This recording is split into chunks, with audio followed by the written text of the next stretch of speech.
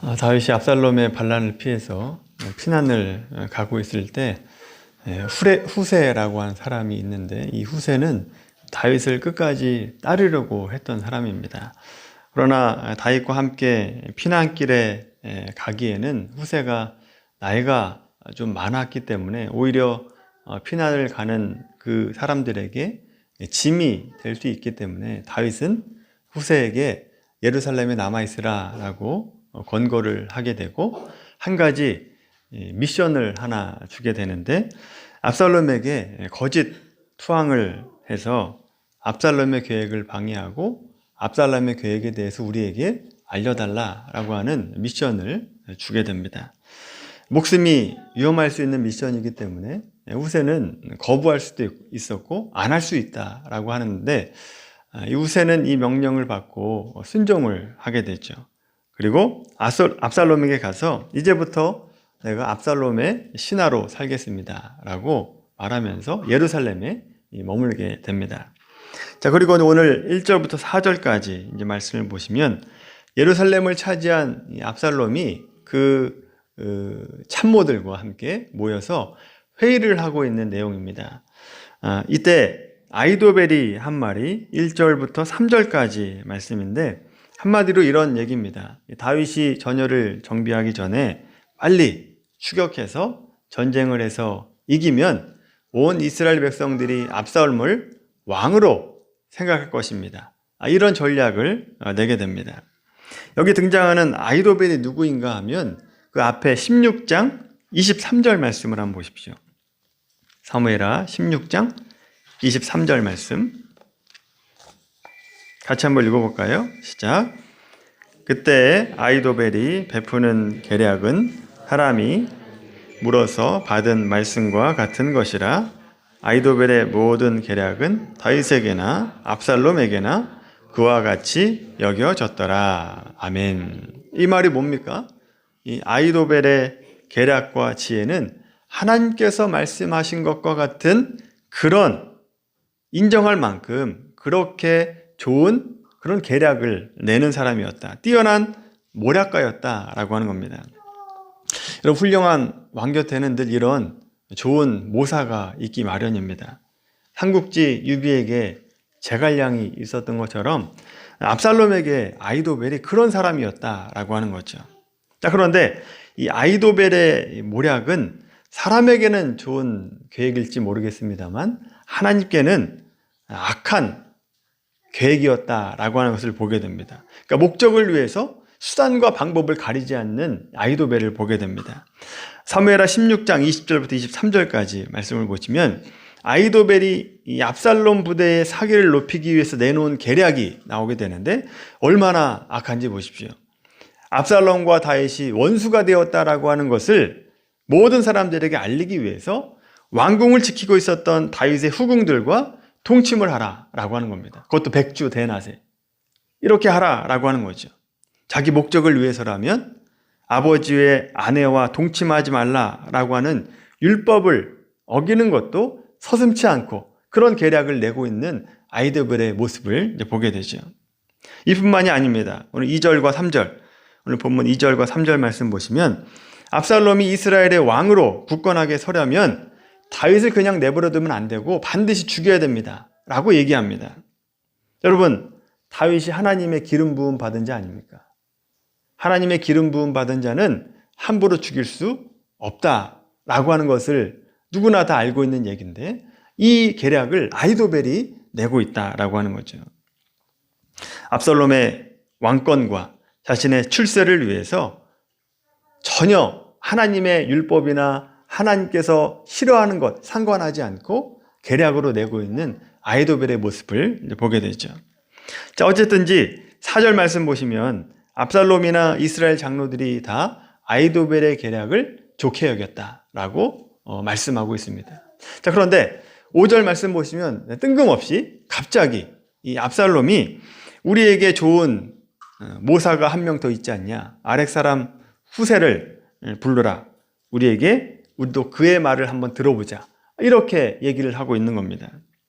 압살롬이 후세에게 어떻게 하는 게 좋겠는가 라고 물으니까 이 후세는 누구 편이라고요? 다윗 편입니다. 다윗 편이기 때문에 다윗에게 좋은 계략을 내게 됐죠. 도망가는 다윗에게 가장 필요한 것이 시간이라고 하는 것을 알았습니다. 그래서 시간을 주기 위한 전략을 내게 되는데 이 7절에서 13절까지가 이 후세가 낸 계략인데 그 내용을 보시면 얼마나 지혜롭게 얘기하고 있는가를 알 수 있습니다. 우선 아히도벨의 모략이 좋지 않다라고 하는 것을 먼저 얘기합니다. 왕에 붙이는 장군 아닙니까? 병법의 능언자 아닙니까? 지금 도망가고 있지만 아마 무리들과 함께 자고 있지 않을 겁니다. 따로 자고 있을 겁니다. 따라가 봤자 소용이 없습니다. 혹시 따라가서 전쟁을 해서 그리고 혹시나 전쟁에서 지게 되면 다윗의 사기가 올라가게 되고 압살롬의 사기는 땅에 떨어지게 될 겁니다. 그러니 급하게 따라가지 마십시오. 자, 그리고 이어서 자기의 계획을 얘기하는데 후세는 압살롬이 어떤 사람인지 잘 알았어요. 압살롬이 교만하고 또 남들에게 보이는 걸 좋아하고 화려하고 자기가 높아지는 것을 굉장히 좋아하는 사람이다라고 하는 것을 알았습니다. 그래서 이런 계략을 내게 되죠. 온 이스라엘 단에서부터 부엘세바까지 모든 이스라엘 백성들을 모으십시오. 바다와 같이 많은 백성들을 모아서 왕께서 친히 전장에 나가서 싸우시면 누가 당신을 대적할 수 있겠습니까? 이런 계략을 내게 되죠. 압살롬의 허영심에 딱 맞는 방법을 제시하고 있는 겁니다. 그러면서 다윗에게 시간을 주려고 한 거죠. 이 말을 듣고 압살롬이 내린 결론입니다. 14절 말씀 같이 한번 읽겠습니다. 14절 있습니다. 압살롬과 온 이스라엘 사람들이 이르되 아렉 사람 후세의 계략은 아히도벨의 계략보다 낫다 하니 이는 여호와께서 압살롬에게 화를 내리려 하사 아히도벨의 좋은 계략을 물리치라고 명령하셨음이더라. 아멘. 후세의 계략이 아히도벨의 계략보다 낫다라고 한 결론을 내고 있죠. 그리고 중요한 말씀이 14절 후반부에 나오고 있습니다. 압살롬이 아히도벨의 책략에 따르지 않고 후세의 책략을 따르게 된 이유가 나오게 되는데 그렇게 결정하게 된 이유가 뭐냐? 사람이 아니라는 겁니다. 하나님이 그렇게 하셨다라고 하는 겁니다. 여러분 여기서 중요한 것을 하나 우리가 깨닫게 되죠. 성경에 등장하는 이스라엘 역사, 또 일반 역사, 거기에 역사의 주인이 누구라는 겁니까? 하나님이시다라고 하는 것을 보여주고 있는 겁니다. 그런데 여러분 문제가 뭐냐 하면 하나님이 전면으로 등장하지 않기 때문에 역사의 주인이 하나님이시다라고 하는 것을 아는 사람은 믿음이 있는 사람들만 그렇게 알고 믿는다라고 하는 겁니다. 우리는 역사를 볼 때 또 자기 인생을 볼 때 눈으로 보기에는 그저 인간의 상식과 합리성에 의해서 흘러가고 있는 것 같지만 그렇지 않다라고 하는 겁니다. 하나님이 주관자십니다. 여러분 이것을 믿지 못하게 되면 나쁜 결과가 주어지면 남 탓을 하게 되고 좋은 결과가 오게 되면 자기가 잘났기 때문에 이런 결과를 얻었다라고 생각을 하게 되죠.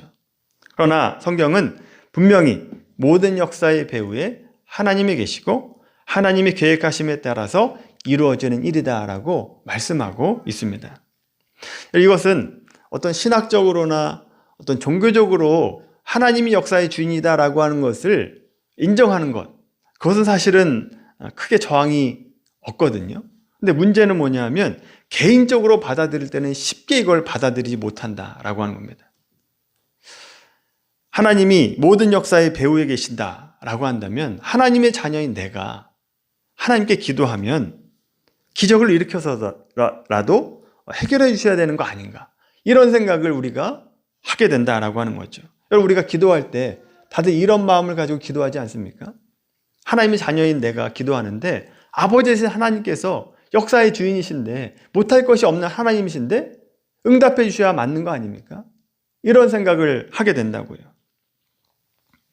여러분 심지어 우리는요 영적인 것을 구하면서도 눈에 보이는 것, 어떤 사람들이 인정할 수 있을 만한 것으로 보여지게 되기를 원합니다. 기도의 응답이 그렇게 오기를 원해요.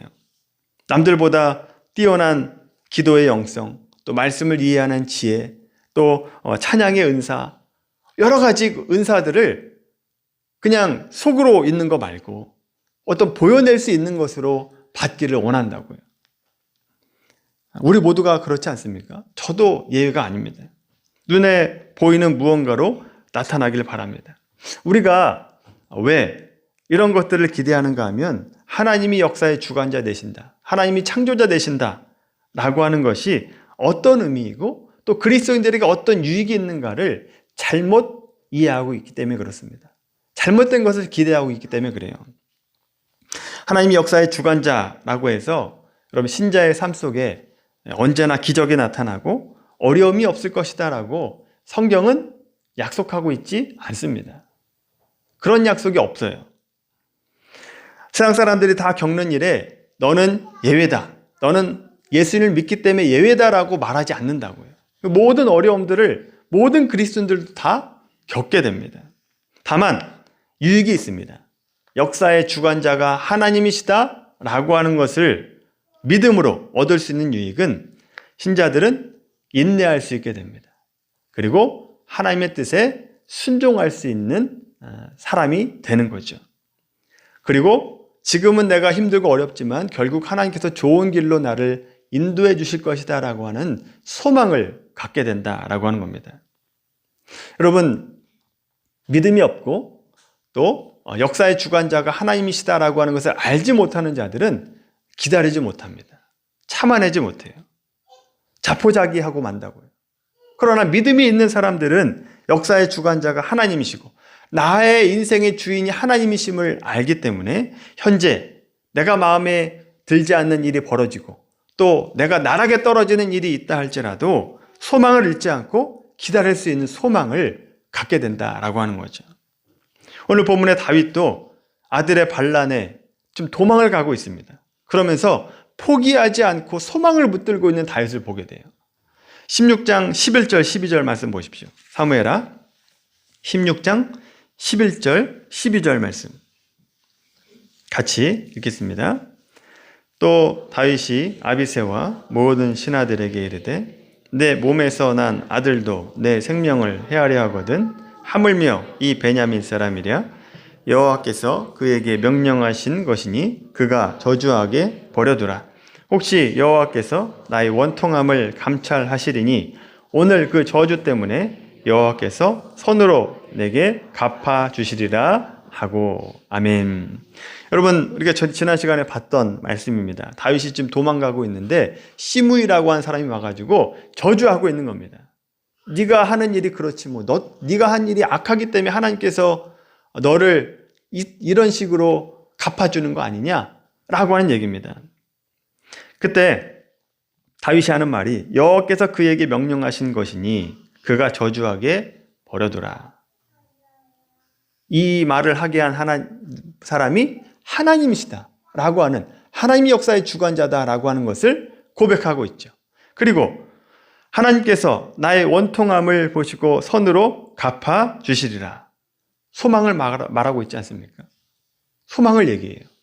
가장 힘들고 어려운 때에도 소망을 잃지 않고 있는 다윗의 모습을 보게 되죠. 하나님이 이 상황을 알고 계시고 하나님께서 결국 갚아주실 것이다. 이것에 대해서 신약은 어떻게 얘기하고 있는가? 말씀 한번 찾아보겠습니다. 히브리서 11장 말씀 찾겠습니다.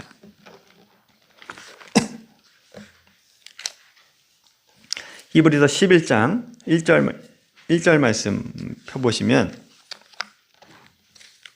364페이지입니다. 신약성경.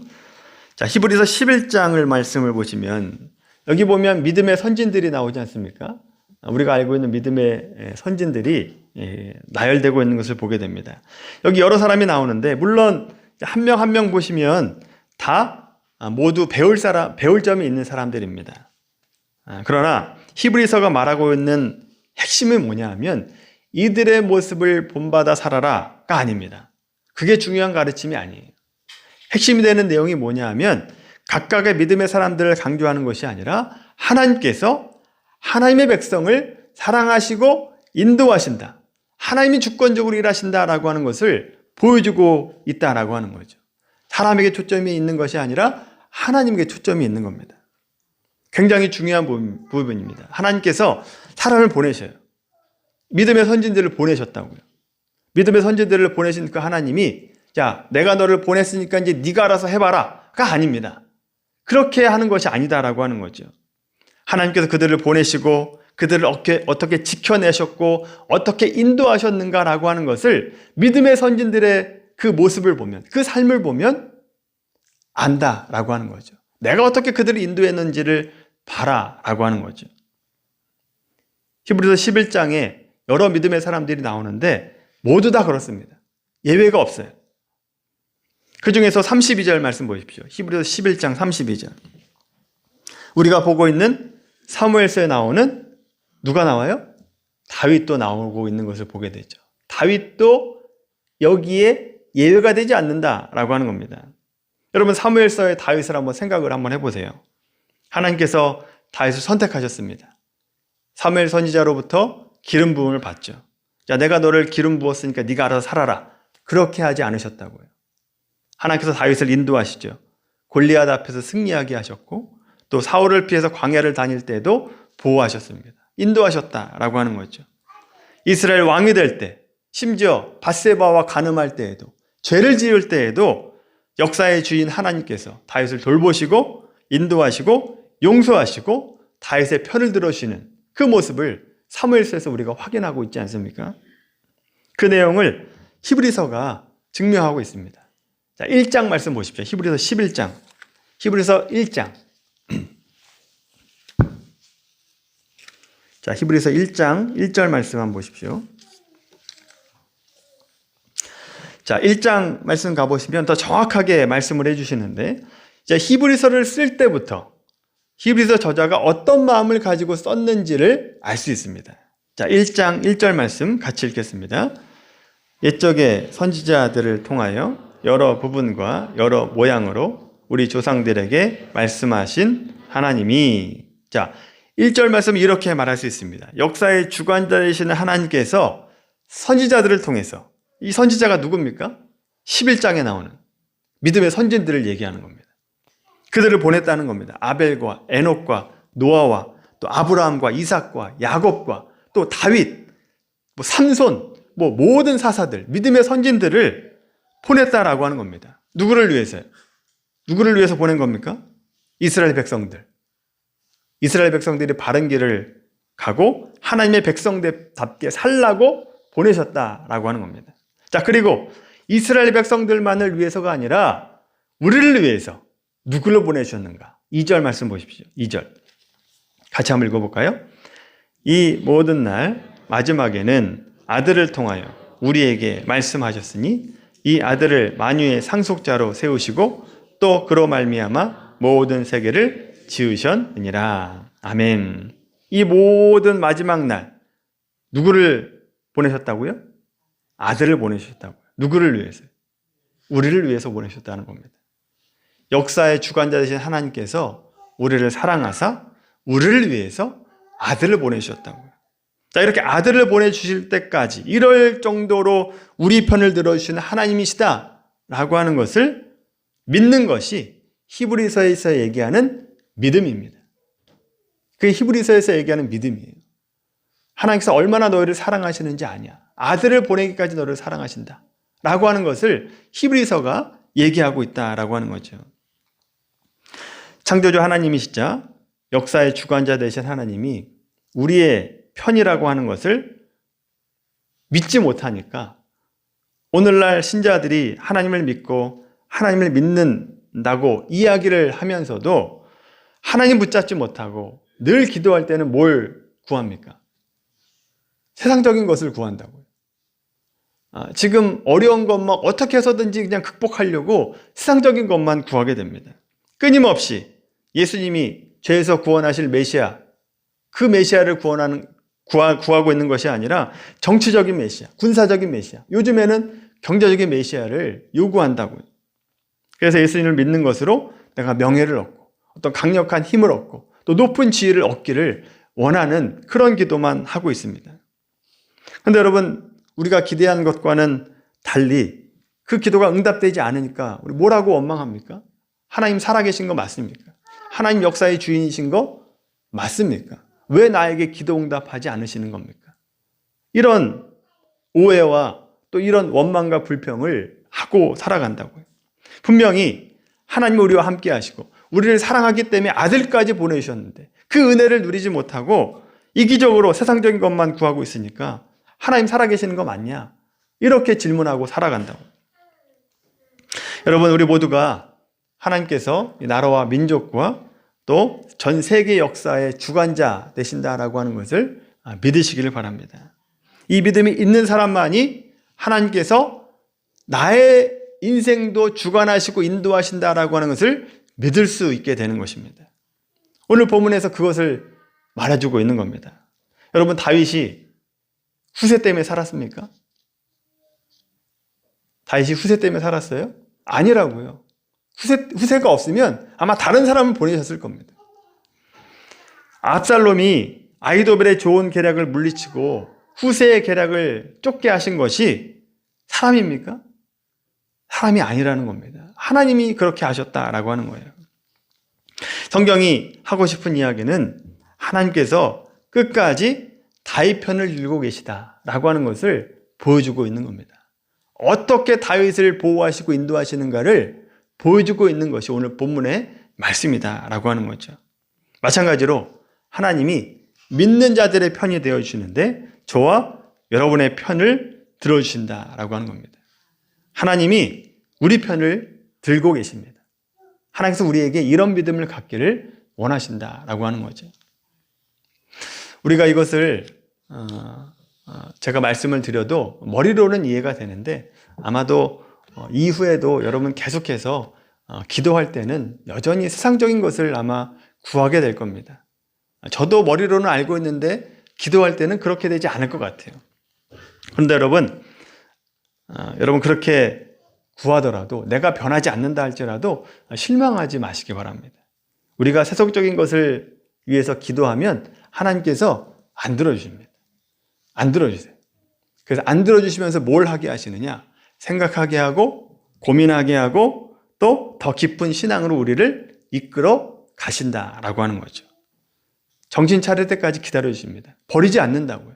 참아내시고 기다려주시고 옳은 길로 돌아올 때까지 기다려주십니다.